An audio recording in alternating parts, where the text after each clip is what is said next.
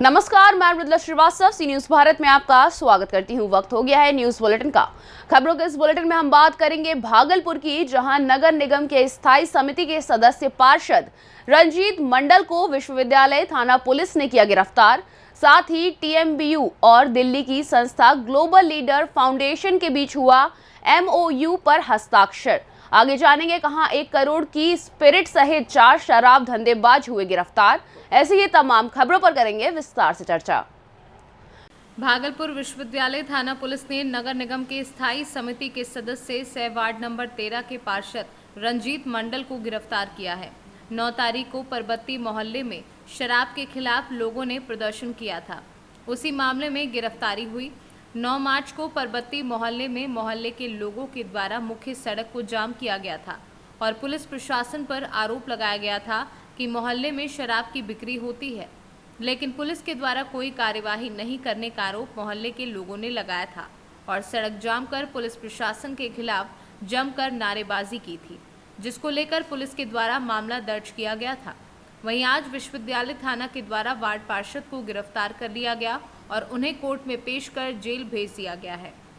क्या हुआ आपके साथ, कहाँ गिरफ्तार किया गया? एक भ्रष्ट पुलिस विश्वविद्यालय का भ्रष्ट पुलिस पदाधिकारी है शिवनंदन सैनी।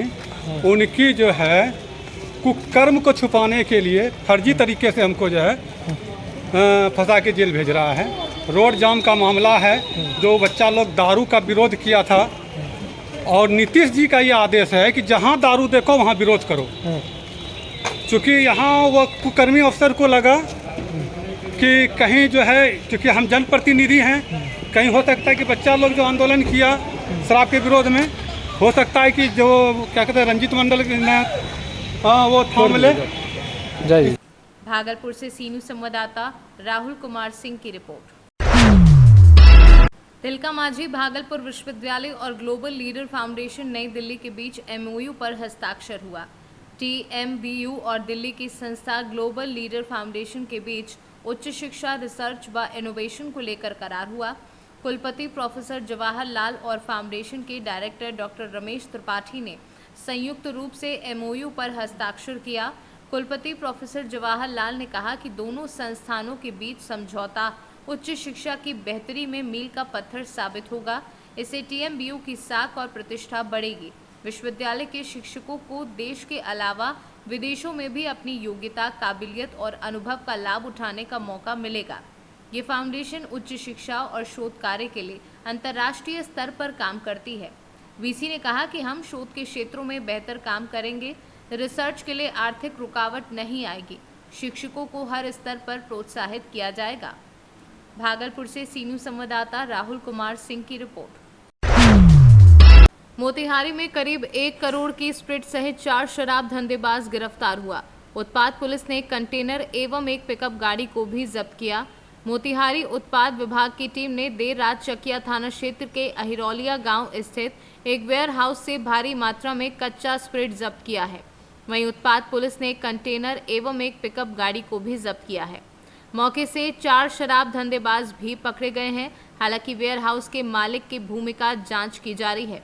वहीं कंटेनर एवं पिकअप सहित जब्त स्प्रिट की कीमत करीब 1 करोड़ रुपए आंकी गई है। इस संबंध में उत्पाद अधीक्षक अमृतेश कुमार ने क्या कुछ बताया, आइए आपको सुनवाते हैं। गुप्त सूचना के आधार पर टीम गठित की गई, जिसमें निरीक्षक मद निषेध इकरामुल हक एवं मनीष सराफ, अवर निरीक्षक मद निषेध एवं अन्य पदाधिकारी और जवान के द्वारा एक बड़ी कार्रवाई की गई है, जिसमें कि एक कंटेनर और एक पिकअप जब्त किया गया है। ये चकिया थाना अंतर्गत अहिरौलिया गांव से एक कृषक वेयर हाउस है, उसी के कैंपस से इसमें 4 लोगों की गिरफ्तारी हुई है। ये एक्चुअली में जेसीबी हाइड्रोलिक वेयर जर्किन में स्प्रिट का खेप बरामद हुआ है, जो कि जर्किन है जेसीबी हाइड्रोलिक ऑयल का, लेकिन अंदर में स्प्रिट है। अब सब अभी हम लोग 4 से गिरफ्तारी जिससे हुई है उससे पूछताछ कर रहे हैं कि कहाँ ले जाना था, कैसे। कुछ तो कंटेनर पर था और कुछ पिकअप पे लोड था, जो पिकअप लोड करके ले जाना था। 4 से पूछताछ की। करोड़ कंटेनर का ही दाम हो जाएगा, लगभग 1 करोड़ के आसपास। मोतिहारी से सी न्यूज संवाददाता सचिन कुमार अंशु की रिपोर्ट। भाजपा में माध्यमिक शिक्षा मंत्री गुलाब देवी के कैरियर पर और व्यवहार पर और पद पर पलीता लगा रहे पति वीडियो में हाय हाय के नारे लगाते हुए तहसील परिसर में कुछ लोग मंदिर की 10 बीघा जमीन कब्जाने का आरोप लगा रहे हैं। शिकायतकर्ता का दावा है कि सीएम ने मुझसे कहा कि माफियाओं पर कार्यवाही होगी, माफियाओं को बाबा छोड़ेंगे नहीं। हाल ही में भाजपा मंत्री गुलाब देवी से सवाल पूछने पर पत्रकार को गिरफ्तार करवाने का भी मामला शांत नहीं हुआ था। वहीं एक बार फिर से भाजपा मंत्री चर्चा में आ गई हैं। राम बाबा मंदिर ट्रस्ट के लोगों ने भाजपा मंत्री गुलाब देवी पति रामपाल पर गंभीर आरोप लगाए हैं। शिकायतकर्ता ने दावा किया है कि सीएम योगी ने उनको कार्यवाही का पूरा आश्वासन दिया था। वहीं इस मामले से जुड़े कई वीडियो सोशल मीडिया पर वायरल हैं। पक्ष विपक्ष की अपनी बात कहने का पूरा हक है और उसी के बाद खबर प्रकाशित होगी। आज आप इन माफियाओं के खिलाफ शोर मचा रहे हैं, ये कैसे कर सकते हैं माफिया हैं? ये साहब जब 2.5 वर्ष से बाबा के दरबार में 7 तारीख को मैं ही उपस्थित था। बाबा का दरबार था। बाबा के दरबार में मैंने दरखास्त दी। बाबा की तरफ से आश्वासन मिला कोई भी 1 इंच जमीन रामबाग की नहीं छीनी जाएगी, पूरी रामबाग की जमीन मिलेगी, इसमें जांच होगी। माननीय मुख्यमंत्री उत्तर प्रदेश जब आप गए ऑफिस तो वहाँ से आपको क्या उसका सबूत क्या है? सबूत मेरे पास मंदिर के मठ के सारे उनके वहाँ के आसपास के सारे फोटो मेरे पास मौजूद है।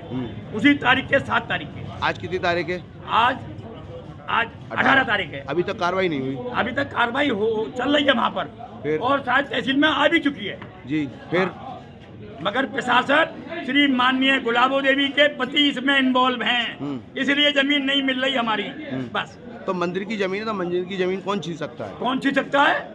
इस देश के ठेकेदार एक पूरा समर्थन उन्होंने हमारा किया, हमने उनका समर्थन किया, उन्हें जिताया। हमारे बालकर समाज का 15,000 वोट है इस तहसील में, उसको पाने के लिए हमसे झूठ बोला गया और रिकॉर्डिंग है पूरी रामपाल जी की, पूरी रिकॉर्डिंग आप लीजिए। क्या है उस मैं जमीन मैं दूंगा, अगर कम पड़े रामबाग को अपनी जमीन दूंगा। वादा किया था वो रिकॉर्डिंग पूरी है सबके समाज के सामने। अरे तो आप क्या कह रहे हैं? हमें 70-50 अधिकार संघ मिल गया हमारे, आपको नहीं मिली अभी तक? नहीं मिली है। कितनी होगी लगभग संपत्ति? मुकदमे और करा दी गए मेरी। कितनी संपत्ति होगी? कितने बीघा 10 होगी? बीघा है। 20 करोड़ रुपए की भूमि है। 20 करोड़ 10 बीघा 2 बीघा जगह है रामबाग ट्रस्ट की। अच्छा, ये रामपाल जी जिसके खिलाफ नारे लगा रहे हैं कौन है ये? ये रामपाल सिंह जी श्री माननीय गुलाबो देवी के पति हैं, जो पूरी चंदौसी को खरीद रहे हैं। सारा माफिया उनके नाम बकराता रजिस्ट्री फिल्मों बेची जाती है। इनका प्रभाव अपने पद का दुरुपयोग खुलासा हो रहा है। तो आपका पूरी शहर की जनता को पता है। आपका इतना बड़ा समूह है, आपने एक भी बार बैठ के वार्ता नहीं की? अरे वार्ता की बाधा है उनकी। टेप रिकॉर्डिंग तारीख को मिलाऊं, 7 तारीख को मेरी उपस्थिति दर्ज है।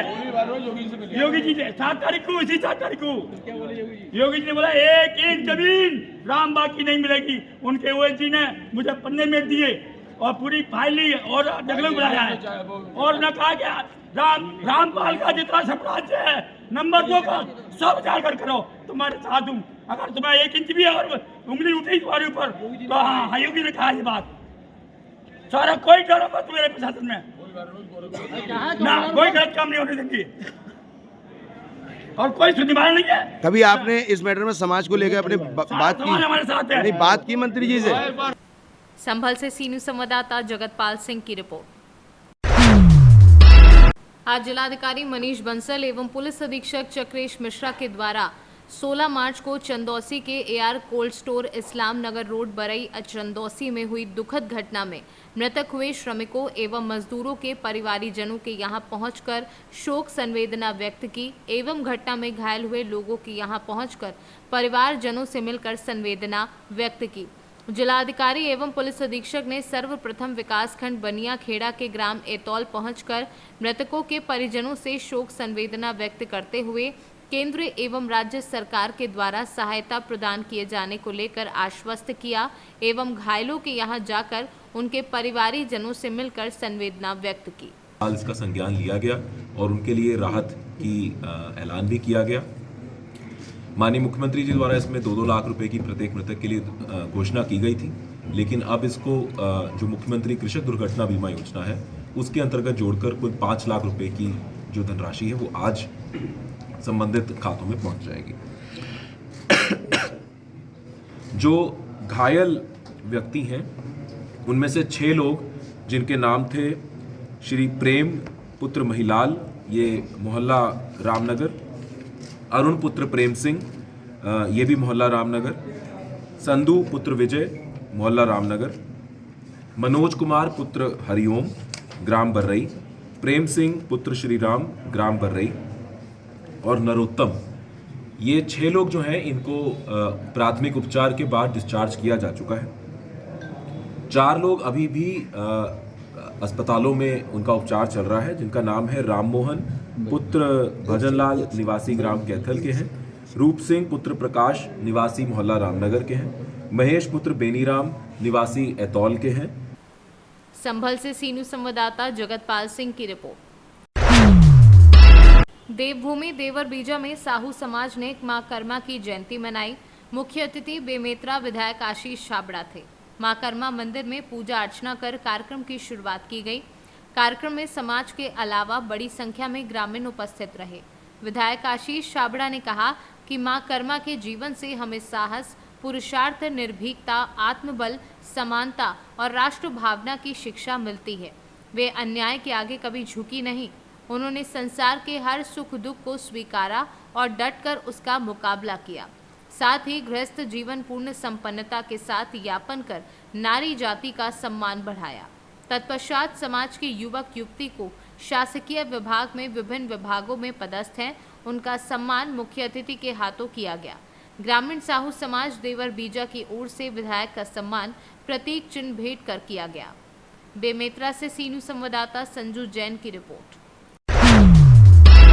थाना नांदघाट में 3 प्रार्थीगण उपस्थित होकर रिपोर्ट दर्ज कराई कि उनकी 3 नाबालिग लड़कियां उम्र 12 से 13 वर्षीय घर से स्कूल जाने के लिए निकली थी। उसके बाद से घर नहीं आई हैं। किसी अज्ञात व्यक्ति द्वारा अपहरण की संभावना पर तत्काल धारा 363 के तहत अपराध पंजीबद्ध कर विवेचना में लिया गया। विवेचना क्रम में वरिष्ठ अधिकारियों के मार्गदर्शन में एक विशेष टीम गठित की गई। मुखबिर एवं तकनीकी विश्लेषण के माध्यम से ये जानकारी प्राप्त हुई कि गुम बच्चियां प्रयागराज उत्तर प्रदेश में हैं, जिस पर तत्काल विशेष टीम को रवाना किया गया। टीम को रास्ते में यही जानकारी प्राप्त हुई कि बच्चियां ट्रेन से मध्य प्रदेश की ओर रवाना हुई हैं। तकनीकी विशेषज्ञों एवं रेलवे पुलिस के सहयोग से विशेष टीमों ने तीनों नाबालिग बच्चियों को कटनी मध्य प्रदेश में दस्तयाब कर नांदघाट लेकर आए। रात्रि होने से सुरक्षार्थ उन्हें सखी सेंटर बेमेतरा दाखिल कराया जा रहा है। कथन कराने के पश्चात अग्रिम कार्यवाही की जाएगी।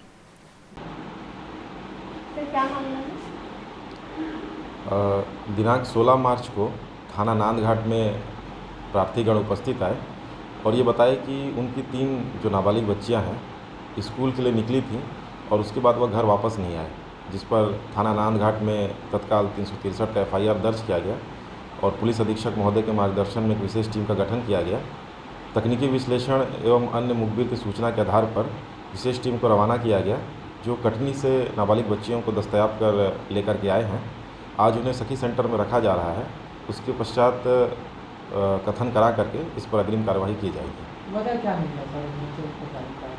इसमें प्रथम दृष्टया यह जानकारी प्राप्त हुई है कि घर में उनको घर से डांटे थे माता पिता ने, जिससे वो नाराज होकर के घर से चले गए थे।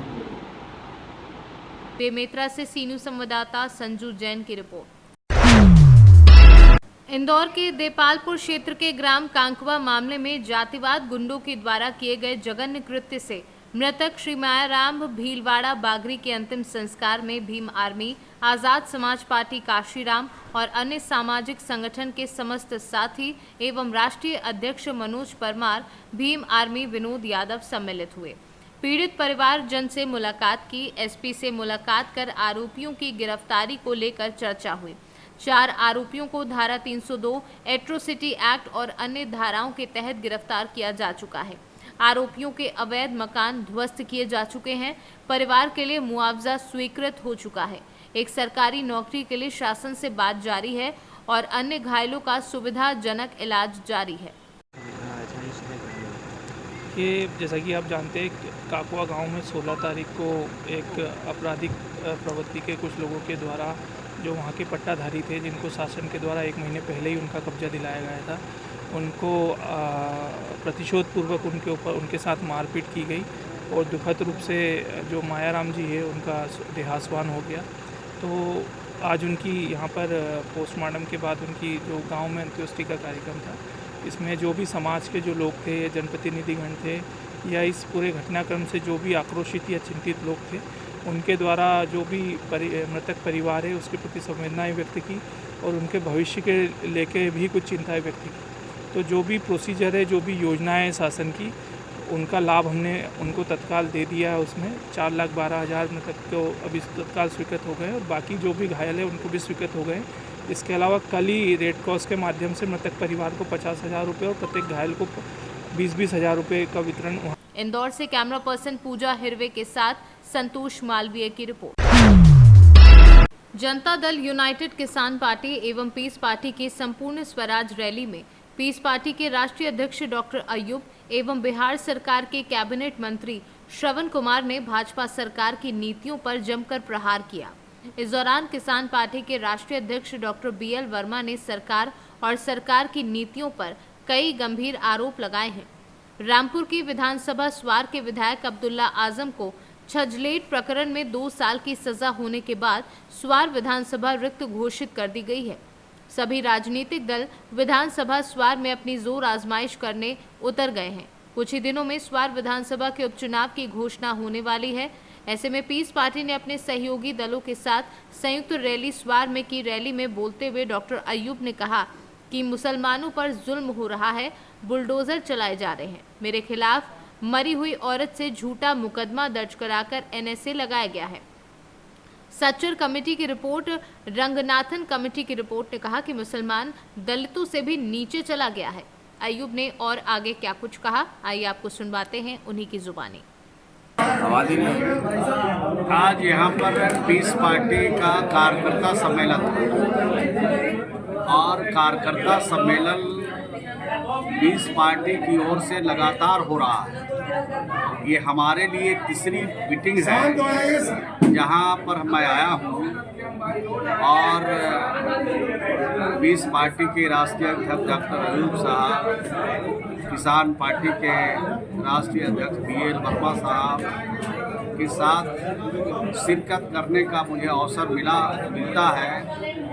इनका काम अच्छा है, इनकी सोच अच्छी है, लोगों के लिए कुछ करना चाहते हैं, समाज में जो तनाव है उसको ख़त्म करना चाहते हैं, अपनापन का, प्यार का जो पैगाम है उसको समाज में देना चाहते हैं, नफ़रत का वातावरण हटाना चाहते हैं, महंगाई है, बेरोज़गारी है, इन सब चीज़ों के खिलाफ आवाज़ बुलंद करना चाहते हैं, इसलिए इनके समर्थन में। जी डॉक्टर साहब, चुनाव की तैयारी चल रही है, उपचुनाव की यहाँ पर स्वार में, तो क्या तैयारी है? और आज यहाँ पर जो है पीस पार्टी के बड़े नेता आए हैं, क्या मेन मोटो रहा है यहाँ? देखिए, राजनीतिक दल का कर्तव्य है कि वो समाज की सेवा करे और चुनाव में रह करके सरकार का हिस्सेदार बने या सरकार बनाए और लोगों को न्याय दे और लोगों का इंसाफ करे। उसी के लिए पीस पार्टी लगातार काम कर रही है। ये नहीं कि सिर्फ रामपुर में काम कर रही है, बल्कि सारे जिलों में पीस पार्टी काम कर रही है। अगर चुनाव आएगा तो बहरहाल हम लोग पार्टी फैसला करेंगे, हम लोग चुनाव में भी हिस्सा इंशाल्लाह लेंगे।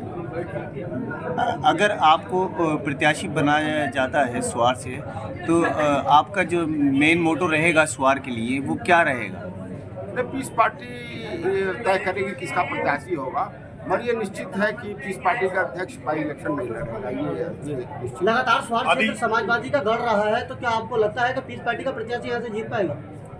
बहुत सारे गढ़ रहे हैं। रामपुर से सीनू संवाददाता साजिद खान की रिपोर्ट।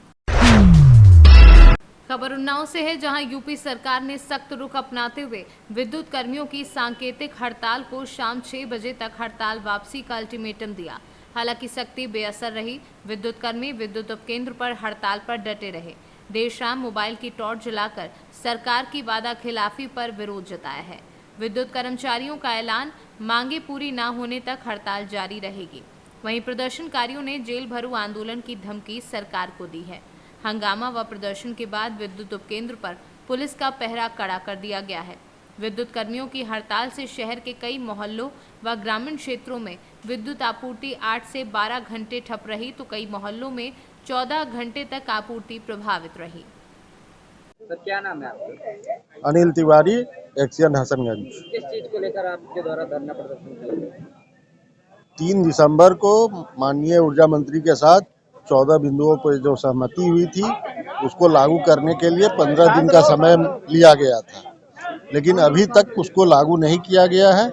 उसी को लागू करवाने हेतु हम लोग को अंततः विवश होकर के हड़ताल करना पड़ा। अभी और कितने दिन तक आप लोगों के हड़ताल चल रही है? अभी तक तो 72 घंटे का हड़ताल का आह्वान है, जिसका मियाद कल रात्रि 10 बजे तक है। उसके बाद अगर बात नहीं बनती है तो केंद्रीय कार्यकारिणी का जो आदेश होगा, हो सकता है कि ये अनिश्चितकालीन हड़ताल में परिवर्तित हो जाए। जैसा आदेश आएगा हम लोग उसका अनुपालन करेंगे। उन्नाव से सी न्यूज़ संवाददाता अजय कुमार की रिपोर्ट। फिलहाल के लिए इस न्यूज बुलेटिन में बस इतना ही। देश और दुनिया की तमाम खबरों को जानने के लिए देखते रहिए सी न्यूज भारत। हर खबर आपके साथ, आपके हाथ।